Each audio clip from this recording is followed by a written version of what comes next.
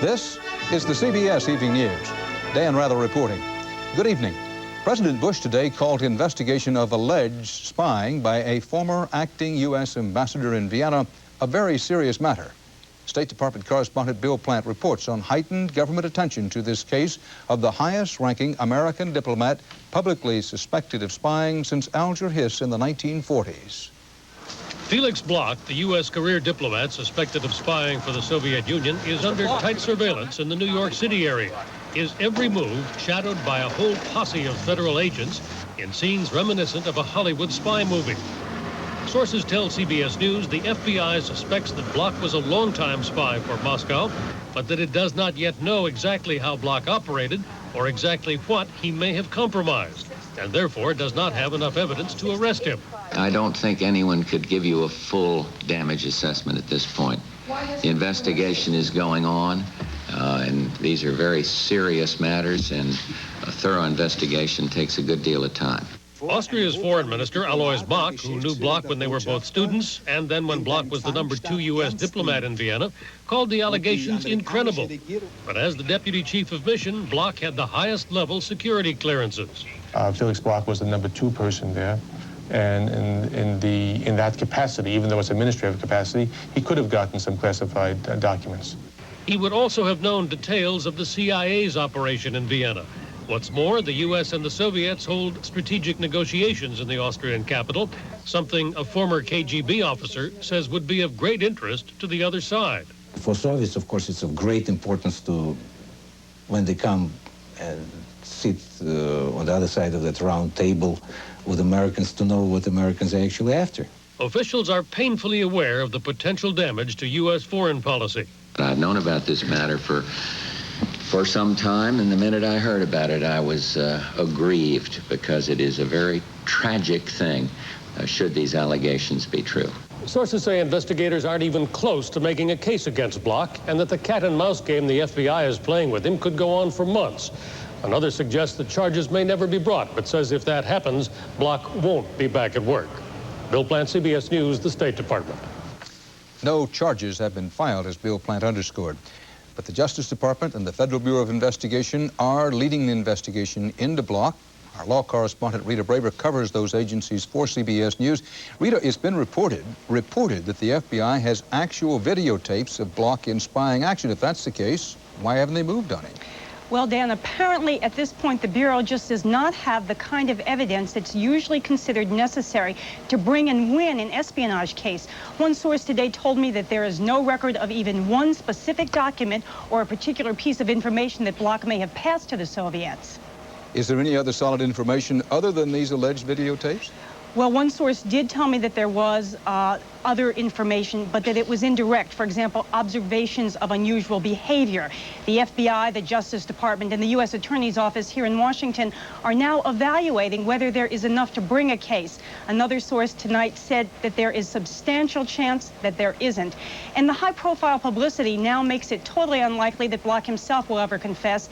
And I think we should say here that there's also a chance that this man might be innocent. Well, exactly. Why did the FBI tip its hand if it had and has only a suspect?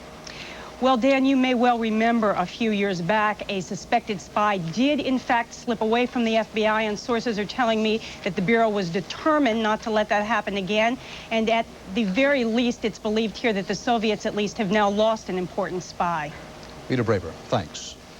Attorney General Richard Thornburg created more difficulty today for efforts to try in court one of the cases growing out of the Weapons for Iran What Happened to the Money deal. Joseph Fernandez is charged with lying about his involvement in the secret network run from the White House that pulled off the operation. He was CIA station chief in Costa Rica at the time.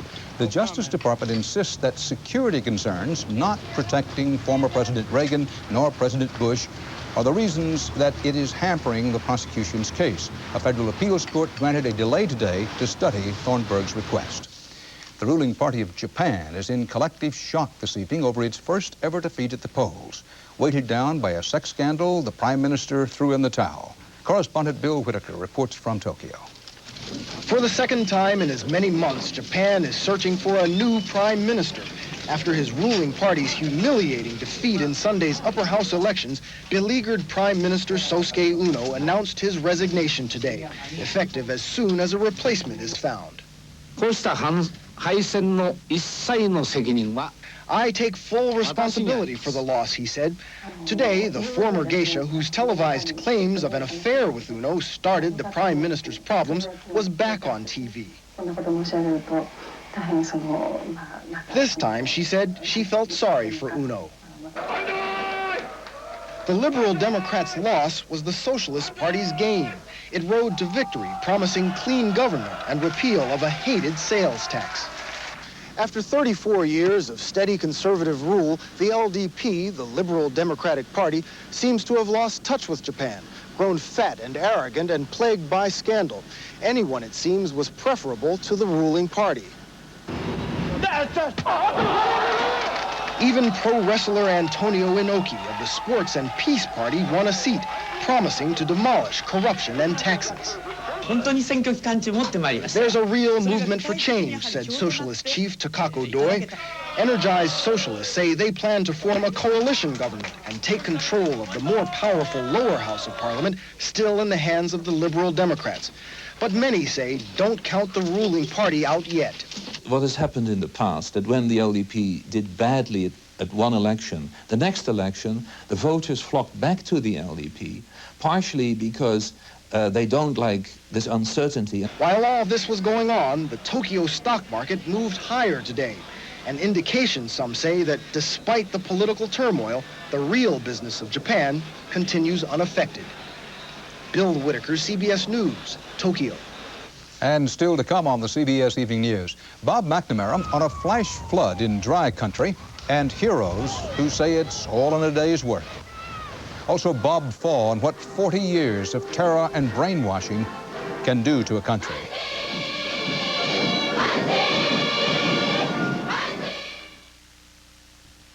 Today's Monday, coming off a rough weekend. Saturday, I painted the den and came up aching, so I took Sioux City, Iowa, the death toll from last week's crash of that United Airlines DC10 climbed to 111 today. The latest victim, a 27-year-old Pennsylvania man who died of injuries.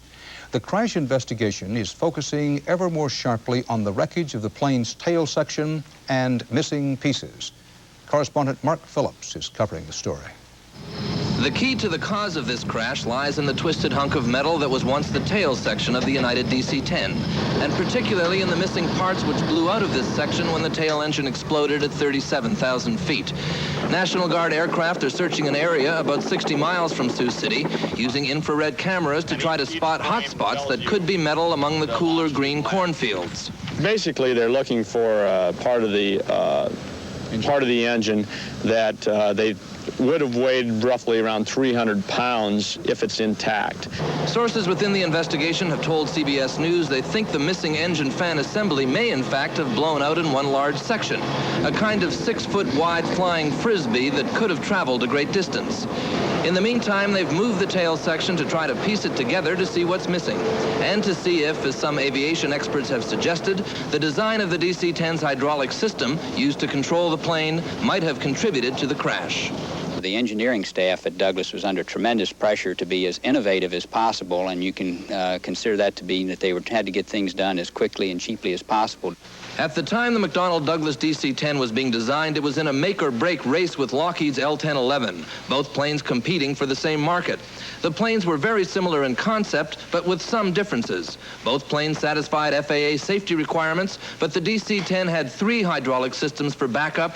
The L-1011 had 4. You can't design for every possible contingency of conditions, and so what you do is you try to design for those conditions which can happen most predominantly. Our business is safety and safe transportation, and if there's a problem in it, we will fix it. But there's nothing to date to indicate the need to do that. The DC-10 did manage to fly on after its engine explosion, and many of its passengers did survive, a tribute to the aircrew's skill and the aircraft's strength. But the DC-10 does have a high accident rate compared to similar aircraft, and many of its crashes have been traced to hydraulic failure. Mark Phillips, CBS News, Sioux City. In Albuquerque, New Mexico, a story of great danger and daring and heroism. A story told eloquently in the pictures you were about to see, reported by Bob McNamara. It was life or death drama in a flash-flooded drainage canal. It was 14-year-old David Alvarado desperately clinging to a lifeline after he and his 17-year-old brother Peter were swept away while skateboarding. And it was police officer John Bodie whose rescue efforts became a struggle for his own life. I just started screaming to keep conscious, just for myself. And I just told myself I was going to live, and that's what I was trying to do. Though Bodie would be pulled to safety, so close yet so far from help himself, David Alvarado, frantic to stay afloat, would be hit by a chair and swept away again. It would be 5 miles downstream before he was pulled from the torrent, numb and in shock. In all, at least 10 people were injured attempting to save the two teenagers, among them police and firemen. And there was 23-year-old Clayton Mitasui, the first to try a rescue, but later had to be saved himself. I'm glad I know how to swim. It's the last time I played hero. Today, searchers found the body of 17-year-old Peter Alvarado almost 12 miles from where he was last seen slipping through the grasp of policeman Bodie. I reached in for the kid. I reached in and I lost my footing and I fell. Just trying to grab the kid. No one wanted to be regarded as heroic here yesterday. I just did my job, that's all. I just did my job, that's all. That's what we're paid to do, right? That's what we're paid to do. Bob McNamara, CBS News, Albuquerque. A state of emergency has been declared in Canada's dry western province of Manitoba, where hundreds of forest fires are raging. These fires have destroyed 2 million acres of prairie evergreens. One official said virtually all of northern Manitoba is ablaze. Almost 20,000 people have been evacuated to safer locations in the south. Time Incorporated won a major legal victory today, and its victory clears the way for Time and Warner Communications to merge to become the world's largest media company. The victory came when the Delaware Supreme Court upheld a lower court ruling denying Paramount Communications a preliminary injunction against Time's bid to buy Warner for $14 billion. After today's ruling, Paramount said it would drop its hostile bid to buy Time.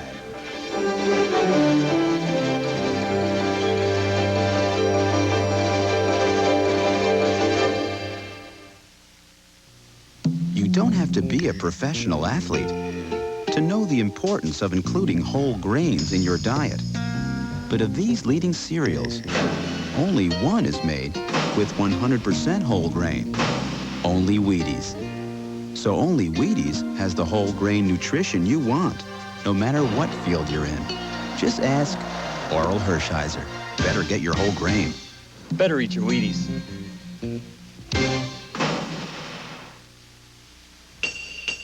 They weren't expecting a 70-year-old coach, that's for sure.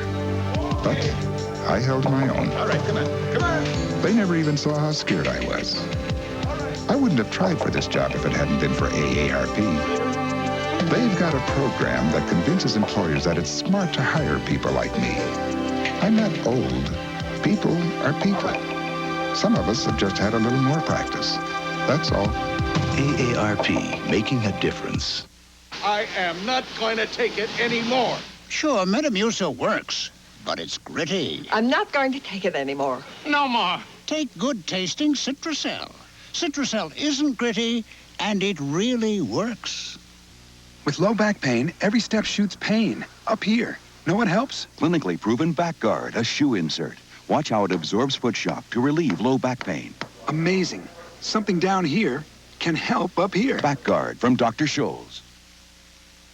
Mikhail Gorbachev today called the Soviet shaking strike by thousands of coal miners the stiffest challenge yet to perestroika, economic restructuring. But the Soviet president has been able to turn this strike to his advantage, at least temporarily, and may emerge stronger than ever. Moscow correspondent Barry Peterson reports. Arriving by the morning train, the delegation of Ukraine miners was here to make a deal with the Kremlin, meeting with Soviet Prime Minister Ryzhkov, who said their demands would be met, but could make no guarantee. After a heated debate, the miners in Donetsk said, no guarantee, no one returns to the pits. The strike goes on. The strike has prompted a massive search for the real culprit. Who's to blame for the years of neglect? And now workers' dissatisfaction spilling into the streets. The fingers are pointing at a surprising villain, the Communist Party. Leading the charge, Mikhail Gorbachev, who turned on live nationwide television cameras at the Supreme Soviet. His theme, that his reforms are being blocked by those who still operate the old way. They are to blame. He found plenty of agreement. The strike, said this deputy from Siberia, was a scream of despair at the failure of the party. Political maverick Boris Yeltsin joined the charge, seeming to attack Gorbachev himself. It shows we haven't given the people in 4 years that which was promised. Gorbachev's attacks on his own party are finding plenty of support among the strikers who believe he's on their side. Gorbachev is our friend, he says. And this strike leader, Gorbachev, is with us. We're helping break the layers of bureaucracy. So instead of being weakened by the strike, Gorbachev has turned the miners into powerful allies for what may become a massive Communist Party purge of all who oppose him. Barry Peterson, CBS News, Moscow. Margaret Thatcher today announced top-to-bottom changes in her cabinet, the most extensive reshuffling in her 10 years as Britain's Prime Minister. The biggest change, Sir Geoffrey Howe leaving as Foreign Secretary to be Deputy Prime Minister, seen by some as a demotion. Howe's successor as Foreign Secretary, Treasury Secretary John Major. Fired was Transport Secretary Paul Channon, who was criticized over recent rail and air disasters, including the Lockerbie bombing of Pan Am Flight 103.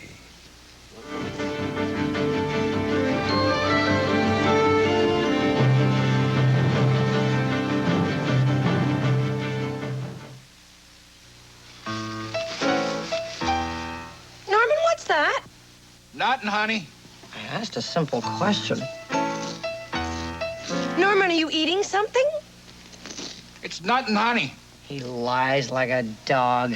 Kellogg's Nut and Honey Crunch. Crisp golden flakes glazed with sweet honey and real roasted peanuts. Irene, what's that you're playing? Nut and honey. Two can play this little game. Kellogg's Nut and Honey Crunch. What's fair is fair. And frankly, Price Pfister is the fairest faucet of them all. Starting with the fabulous finishes they offer outside, right down to the feat of engineering that's inside.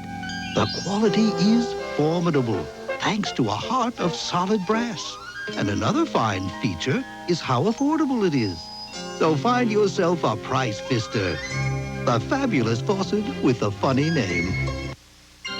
The truth is, heart specialists concerned about aspirin irritation recommend Ecotrin over Bayer to help prevent second heart attack. Consult your doctor about the only brand of aspirin that's safety coated to protect your stomach. That's Ecotrin, and that's the truth. The low-priced Subaru Justy with four-wheel drive. Think of it as a Range Rover that's more in your range.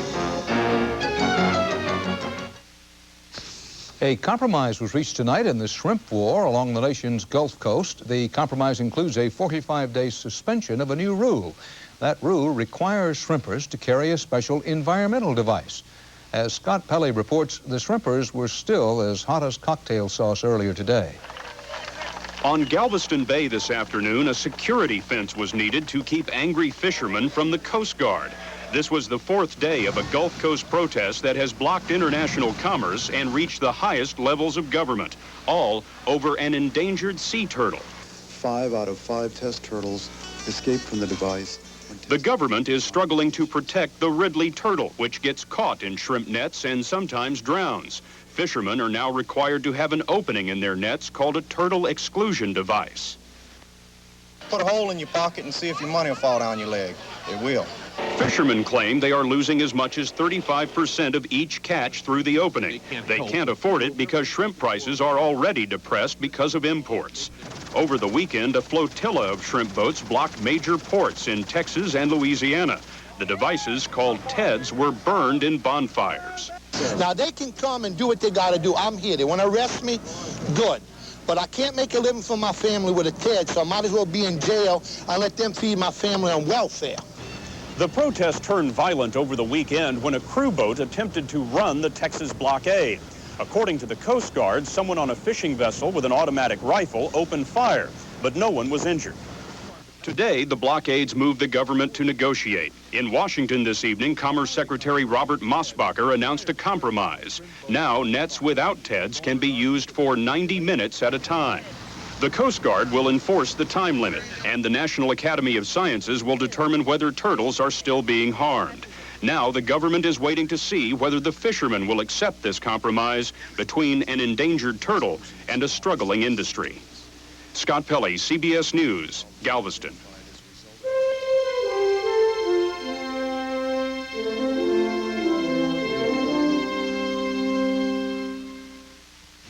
Attention shredded wheat eaters, you've been missing something. Taste, but no more. Kellogg's Squares brings you that superlative shredded wheat nutrition with no salt, no fat, no cholesterol. But wait, Kellogg's Squares gives you free in every bite.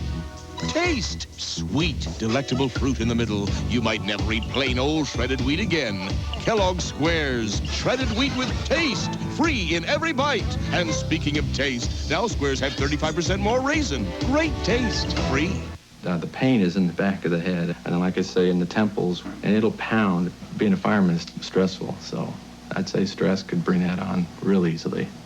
Today, Jim Dane is trying extra-strength Tylenol gel caps. For pain like his, why take aspirin or ibuprofen when nothing works better than Tylenol gel caps? I feel great.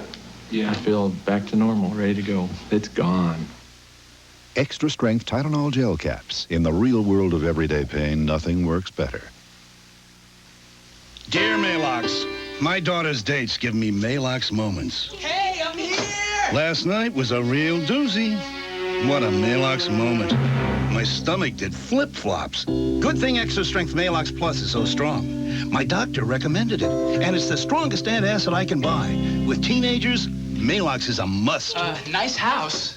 Nice earring. Write us about your Malox moments. Extra Strength Malox Plus. Strong relief for all your Malox moments. For more than a year, CBS News has been trying to pay special attention to the changing face of communism in the Soviet Union, in China, and in Eastern Europe. The few countries still comparatively untouched by this tide of change include Cuba, Albania, and North Korea. CBS News correspondent Bob Fall tonight has this rare look inside North Korea, a society where the greatest crime is individuality. These are not the jackboots of Adolf Hitler's Nuremberg. This is North Korea, 50 years later, a citadel of anti-Americanism and home of the world's most regimented society. This is what 40 years of nationalism, state terror, and brainwashing have produced. This, says the North Korean government, is paradise.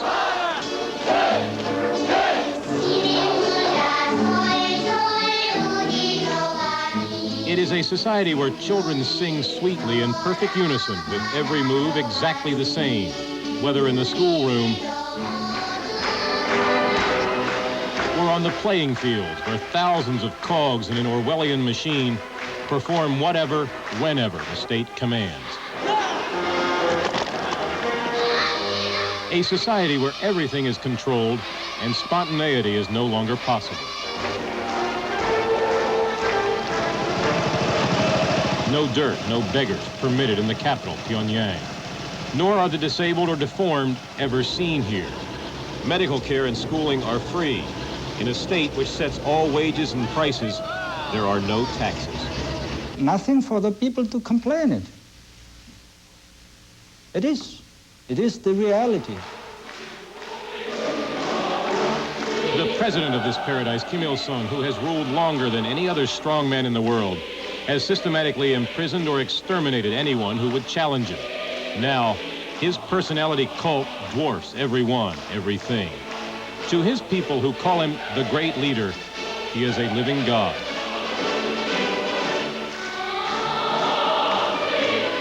Does the great leader ever make mistakes? Ever mistakes? No. Will you do everything the great leader says? Yes. Everything? Yes.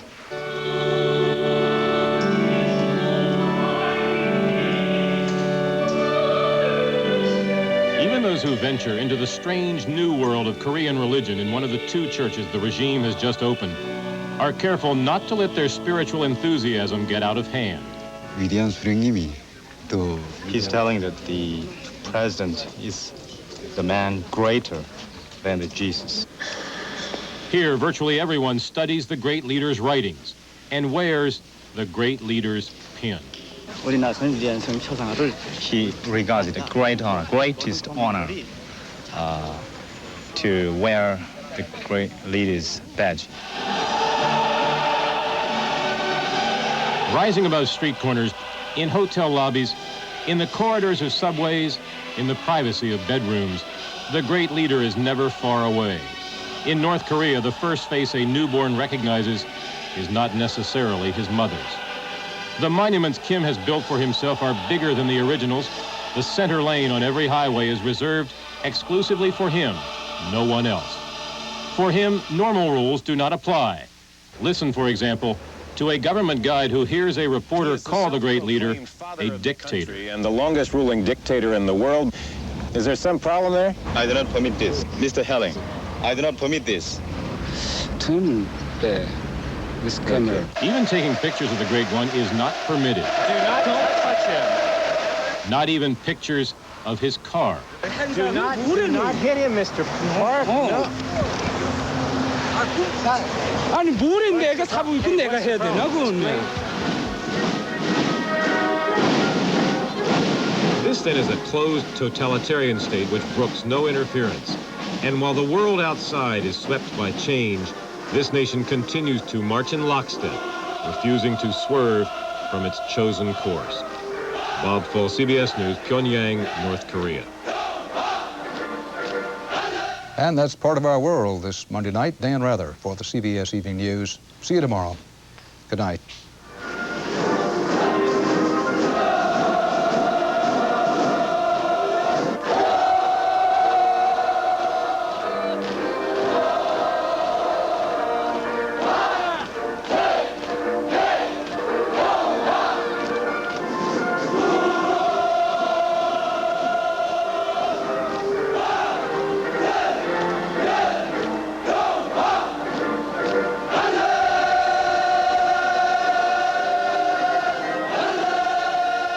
I'm Harry Smith. Tomorrow, inside North Korea. Also, Billy Crystal, Lucy Arnaz, and Dr. Bob Arnott with tips for shaping up on CBS This Morning.